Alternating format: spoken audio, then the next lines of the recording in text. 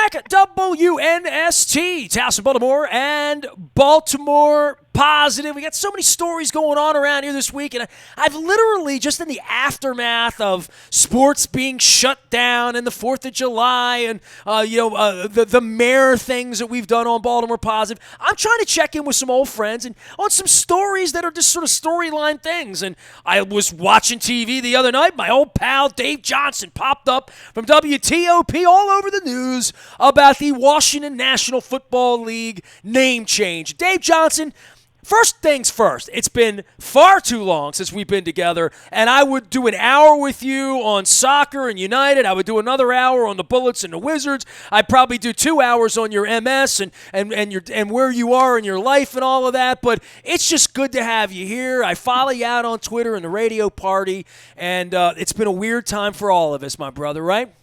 Oh, to be sure, and that's why it's so great to connect with people and to talk. And as I think we're learning in this year of 2020, it's a good thing to be talking to each other, and it's a good thing also important to be listening to each other. So if anything good can come out of this, that maybe we get back to being a better society and actually talking and listening to each other. I'll give you a quick example. Wizards head coach Scott Brooks is, of course, we're dealing with a generation where we're all stuck looking at our phones, even when we're in the same room with people. As he said yesterday, he's noticing in Orlando with his team that his young players are actually talking more to each other on the court. And he credits that with all the Zoom meetings they had during the last few months, because you were forced to talk. You couldn't text. You had to talk in the Zoom meetings. So maybe there's some good that'll come out of this. We'll get back to talking to each other. Well, I mean, communication is going to be the key to the end of all of this, whether it's the science and wearing masks or voting for people and getting sports back on the field.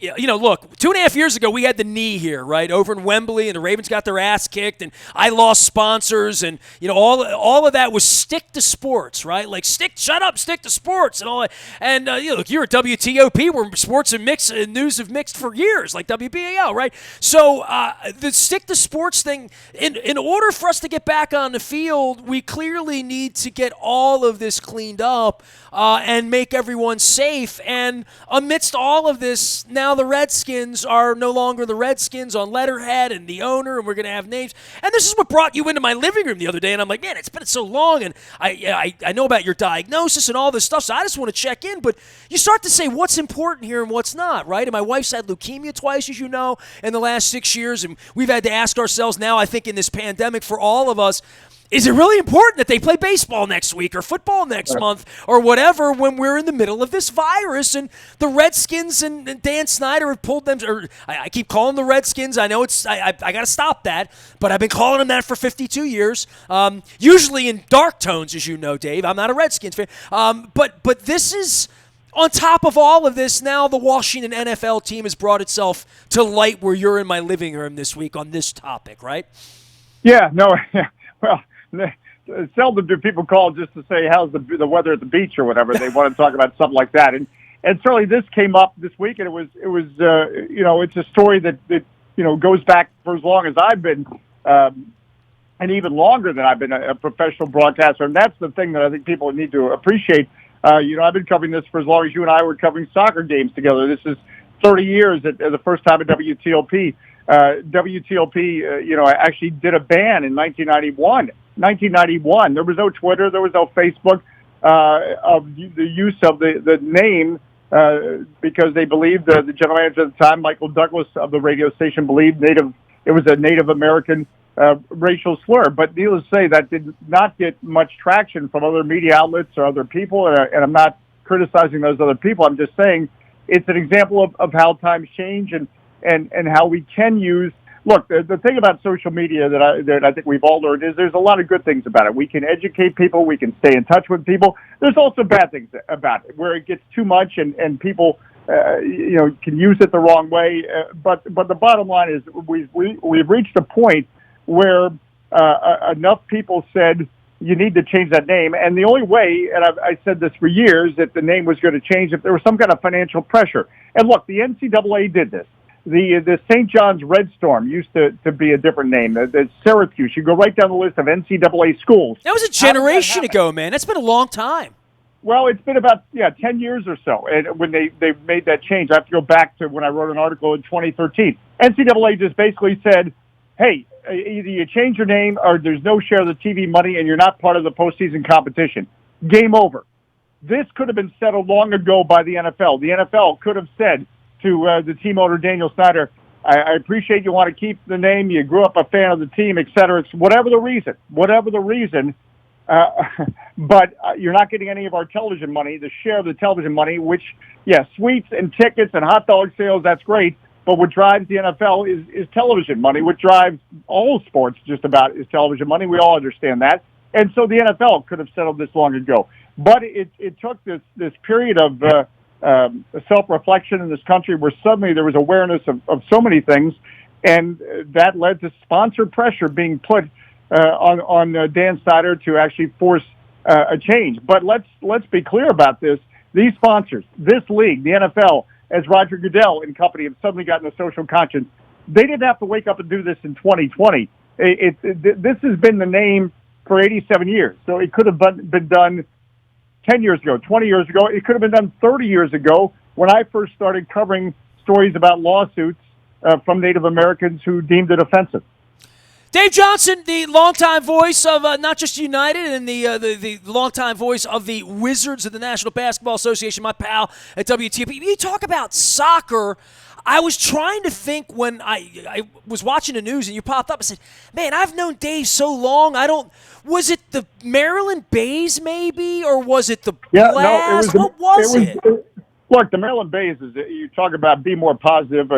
That's one of the great stories, sports stories in Baltimore in the past 25 years or 30 years or whatever it's been now, where in the late 80s, a group of basically Maryland-based, Baltimore-based players led by a Baltimore-based Pete Caringi and his dad owned Tommy's Lounge and because this is the fabric that people don't realize what a great soccer town Baltimore always has been.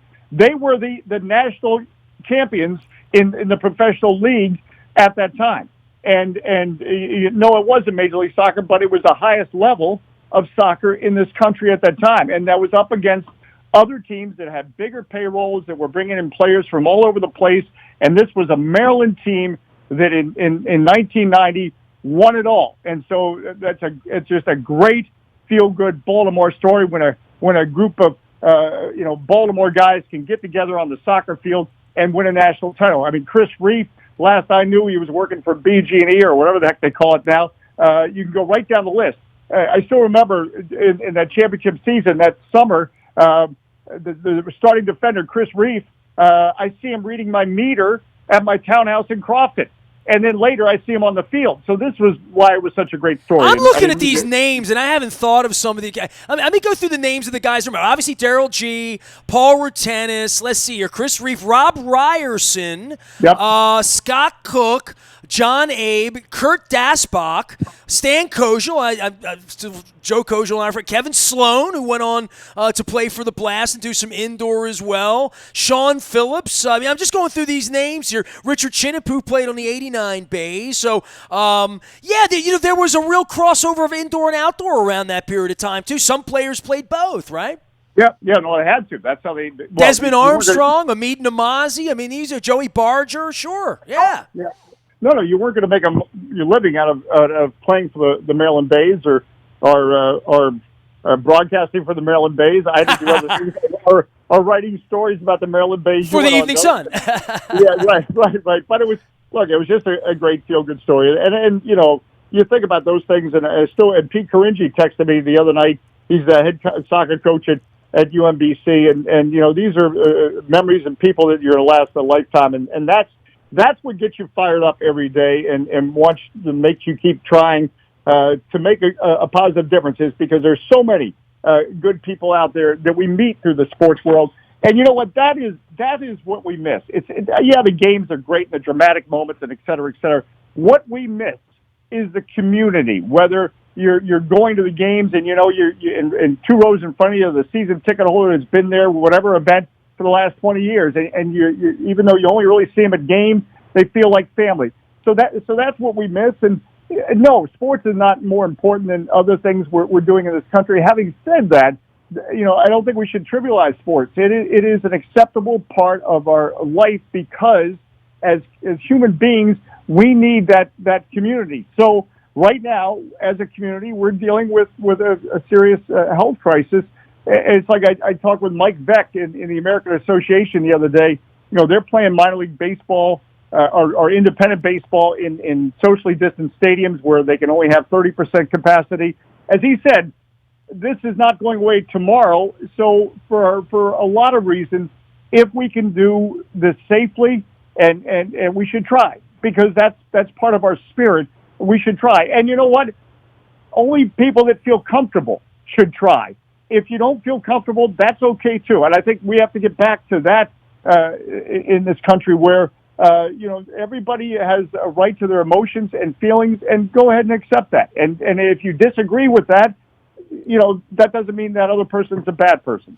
Dave Johnson is here from WTOP. You can follow him in the radio party and all of his pursuits. And as we try to crank this thing up in sports, obviously the Orioles and the Nationals will get to know each other next week in some, in the first games for no one, maybe on TV. I'm sure it'll be available on the Mass Television Network. And then they're going to play baseball. Dave, I've been I'm not negative about this. I mean, I've made my life on sports since I was 15 years old. So have you. I just wonder what the outcome is here, especially with football. Like football, thinking there's going to be 30 cities in 16 weeks and a Super Bowl in Tampa for the Washington, whatever they call themselves, and we've got the best team. We were 14-2. We got the best players. We got a great coach. We're all geeked up about going and playing. We had a good draft. All of that stuff. I'm just looking at a pathogen and a plague and where this country is on the curve, especially in the South right now, where they've wiped out college football, right, by not wearing masks and having this thing really, the curve has been bent completely the wrong way. I'm very, very worried. Baseball, maybe you sneak this in 60 days. Maybe you get away with it. Maybe you only lose some crappy team like the Orioles because 13 guys get COVID in week 3 or whatever. But the football thing into the winter, I'm not buying it, Dave. I'm not buying that they're going to be able to finish it. Therefore, I'm having a hard time. If I know the end of the movie, the film's going to stop halfway through Jaws, I'm not sure that I want to sit in the theater and watch the movie. Literally. Well, I mean, first of all, yeah, and everybody has a right to feel the way they feel. Look, and the other thing that I think it was one of the funniest lines of this pandemic. Somebody pointed out that they never knew there were so many smart people in this country that were amateur epidemiologists, because we're all doing it. Where we're jumping in and making thoughts on what we may not necessarily know. The bottom line is, I think Adam Silver, the NBA commissioner, had a great line back in April. He said, "Let's just get through April." And he said, that doesn't mean on May 1st I'm going to have any great wisdom and know what the future is going to be. So I think the same certainly applies for the NFL. Yes, the season's coming. Excuse me. Yes, training camp's coming. But what we know is what we know today as we talk, and that's all. And so I think with it's the NBA and Major League Soccer right now are playing games in the ESPN Wide World Sports Center in Orlando. They literally spent months trying to get the right protocol down. And you can make the argument that those people that are inside what they're calling a bubble are safer, because if they stayed in their home market of D.C., for example, let's just take the Wizards. If you had, 20 people from players and coaches, they'd be going to 20 different restaurants, 20 different, apartment complexes or whatever, and you're coming into many more people. Whereas this is a restricted environment, and so far it's worked out well, for both leagues. And that gets back to my point about Mike Veck is that you try to figure out if you can safely do it. Because the other thing we have to realize, I just saw a report about spike cases in New York, California spike cases. So, it cannot just be, I'm seeing this in coverage where, people are picking out what state is based on political view, and that's the problem state. We had a report on WTOP the other day that 40 of 50 states actually had an increase in COVID. So that tells me it doesn't matter your political persuasion. COVID has a way of spreading, and how it spreads, that's for experts to figure out. And it's for experts like the NBA, like Major League Soccer, and I'm sure the NFL is doing, and Major League Baseball, all these leagues, saying, all right, how can we safely do this? And at the end of the day, that's going to be the answer if they determine that, we can't safely do this. But as, Major League Baseball, I talked to Mike Rizzo the other day, everything so far, they feel safe and they're going ahead. And so it's not about teams, all these teams are going to lose lots of money. It's not about making money. Again, it gets back to what Mike Beck said. It's about we've got to find a way to try to do things. And maybe we can't do something. And we're going to find those things out, too. Dave Johnson can be followed at Dave J Sports. He's the play-by-play announcer for the Washington Wizards as well as the MLS United. How about Europe figuring out how to play soccer instead? I mean, you are primary. I mean, I don't know whether you're a basketball guy or a soccer guy. I don't know what you are. I mean, primarily, but soccer has been a big, big part of your life, and soccer is a big part of the world's life, and, they pulled it off, right? I mean, right, to some degree. Life's a little different there than here, but they pulled it off. Well, they pulled it off, but at the time they were trying to pull it off, they were dealing with some of the challenges because for everyone this has been I hate to use that phrase, a fluid situation. And look, I deal closely with people all the time in Germany, and at the time, and this is again why civil discussion in our country in any country is a good thing, because criticism of anything that makes you check, all right, are we doing this right? So in Germany, there was loads of criticism of they shouldn't try it, et cetera, et cetera. At the end of the day, they safely completed the Bundesliga season. They're doing it in England. They actually have fans back, and again, a social distance in Denmark and some other countries. Just like I gave the example of in South Dakota and a couple other places, they are playing independent baseball right now. Well, they're playing baseball in Korea and Japan. I mean, Adam Jones hit a homer the other night, right? Literally, yeah. Right, but I'm bringing it even closer when we're talking South Dakota, and I'm trying to think of the other states involved where they're allowed to do that.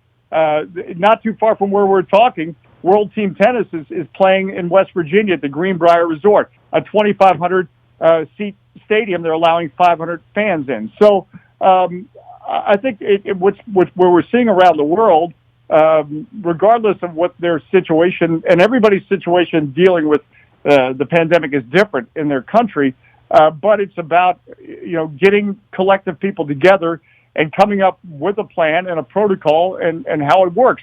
And we're seeing it play out with Major League Soccer and the NBA, about to see it with baseball. Pardon me, who knows what football is going to bring. I remember back in May, and I'm not even going to name the politician, but he said, well, there's not going to be any events in my state until 2021. And again, it gets back to my Adam Silver premise that, we're dealing with enough, I think, emotionally as a country.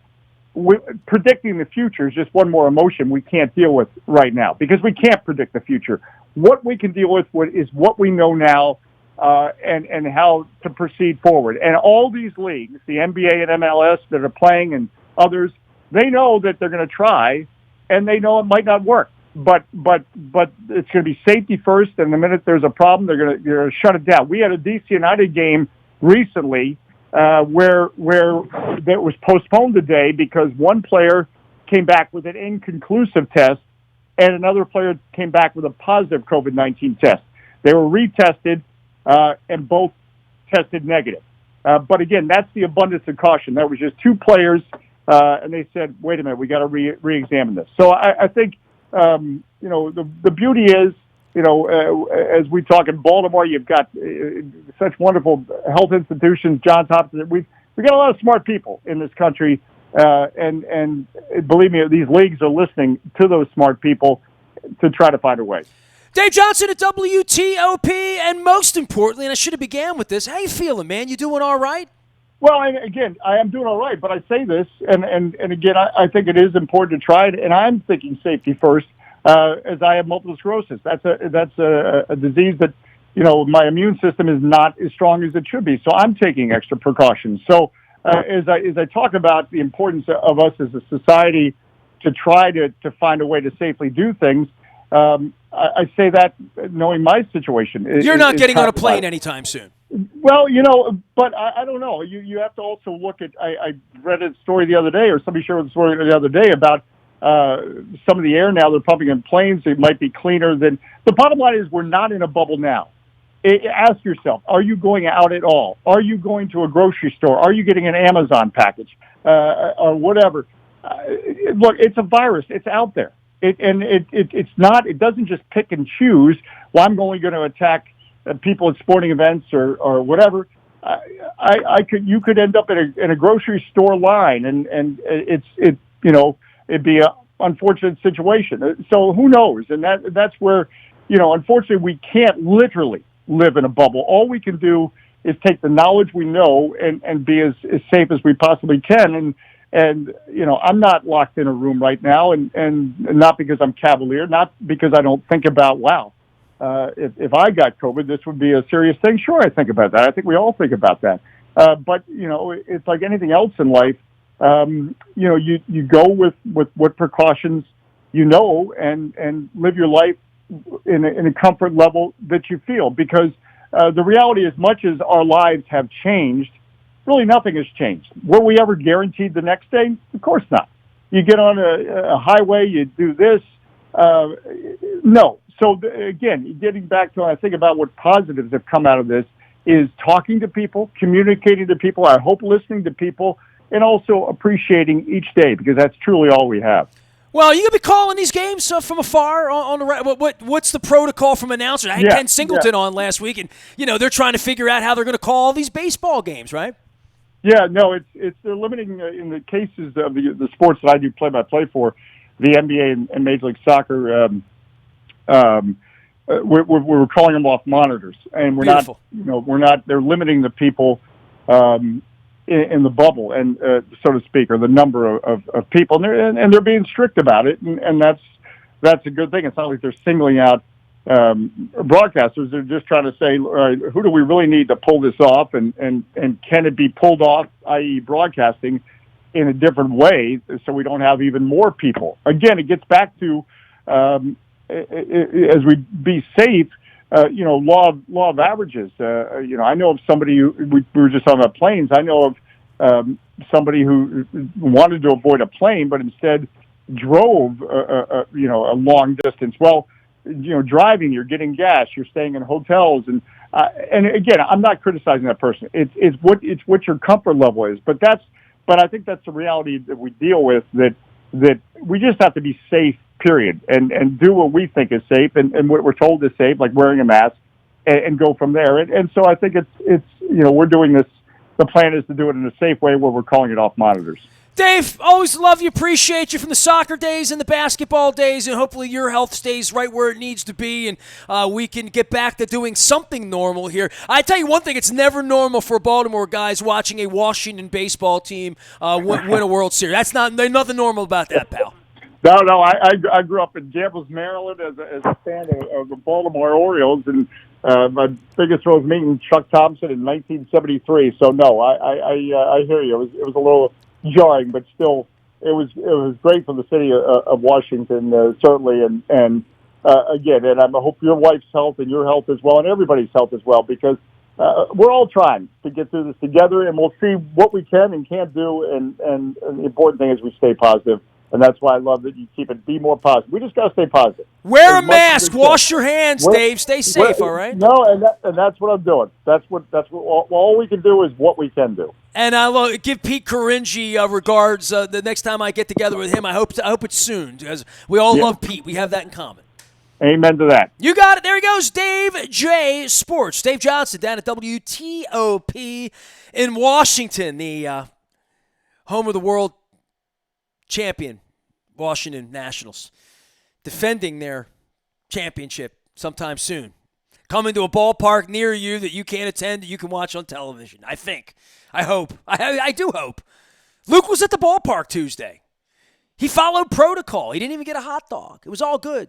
Luke is back. You can find him out in the audio vault as well. Nasty at WNST.net for me. Facebook, Twitter, LinkedIn, Snapchat, Instagram, streaming live right here on our Facebook. Always calm, always local, and always, just like Dave Johnson said, Baltimore positive.